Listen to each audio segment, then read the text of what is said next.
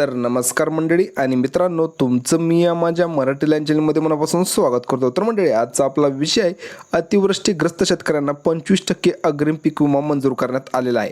म्हणजे ज्यांचे अतिवृष्टीमुळे झालेले नुकसान आहे त्या शेतकऱ्यांसाठी 25% अग्रिम पीक विमा मंजूर करण्यात आलेला आहे। हा जो पीक विमा आहे हा कोणकोणत्या जिल्ह्यामध्ये मंजूर करण्यात आला आहे आणि तुम्हाला हा कधीपर्यंत भेटेल ह्याच्याबद्दल आता मोठी अपडेट आली आहे, तेच तुम्हाला मी आजच्या व्हिडिओमध्ये सांगणार आहे। जर मंडळी तुम्ही आमच्या चॅनल नवीन आला असाल तर आमच्या चॅनलला सबस्क्राईब करून ठेवा। असेच नवीन आणि माहितीपूर्ण व्हिडिओ आम्ही तुमच्यासाठी घेत असतो। चला तर मंडळी, उशीर न करता आपल्या व्हिडिओला सुरू करूया।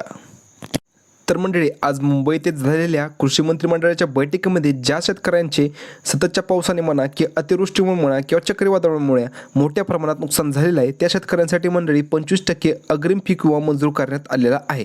त्याच शेतकऱ्यांची मंडळी आता पंचनामे देखील करण्यात सुरुवात झालेली आहे। व त्याचबरोबर मंडळी, ज्या जिल्ह्यांमध्ये पिकांचे जे मोठ्या प्रमाणात नुकसान झाले किंवा ज्या जिल्ह्यांमध्ये पिकांचे हे पीक विम्याचे मोठ्या प्रमाणात अर्ज देखील भरण्यात आले, अशा जिल्ह्यांमध्ये मंडळी पीक विमा तक्रार निर्मूलन समिती स्थापन करण्यात आलेली आहे।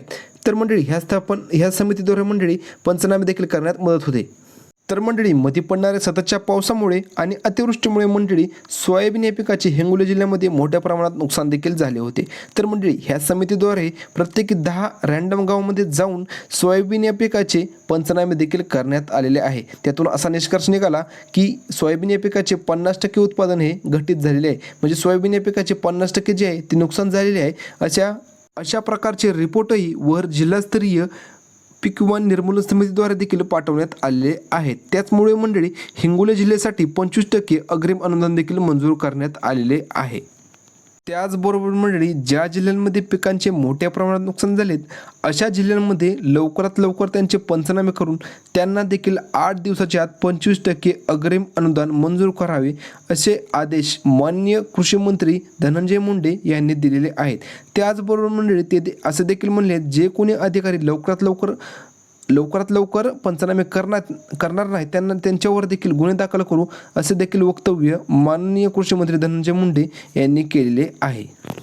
त्याचबरोबर मंडळी, या जिल्ह्यांमध्ये सततच्या पडणाऱ्या अतिवृष्टीमुळे किंवा सततच्या पावसामुळे पिकांचे जे आहे ते मोठ्या प्रमाणात नुकसान झाले आहे। जसे की मंडळी, बीड, जालना, परभणी, लातूर, नांदेड, धाराशिव अशा अनेक जिल्ह्यांमध्ये मंडळी, मराठवाड्यातल्या अनेक जिल्ह्यांमध्ये पिकांचे जे आहे ते मोठ्या प्रमाणात नुकसान झाले आहे। ह्यांना देखील मंडळी 25% अग्रिम अनुदान देखील लवकरात लवकर पंचनामे करून मंजूर करण्यात येईल।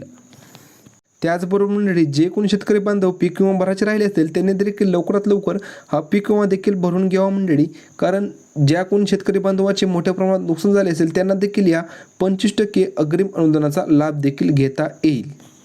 तर मंडळी, आजच्या व्हिडिओमध्ये एवढंच। तुम्हाला आमचा व्हिडिओ कसा वाटला आम्हाला ते देखील कमेंट बॉक्समध्ये नक्कीच सांगा। आणि मंडळी, जे कोणी सबस्क्राईब करायचे राहिले असेल त्यांनी देखील लवकरात लवकर सबस्क्राईब करून घ्या। असेच तुम्हाला नवीन आणि माहितीपूर्ण व्हिडिओ आमच्या चॅनलवर बघायला भेटतील। धन्यवाद मंडळी। जय हिंद, जय महाराष्ट्र।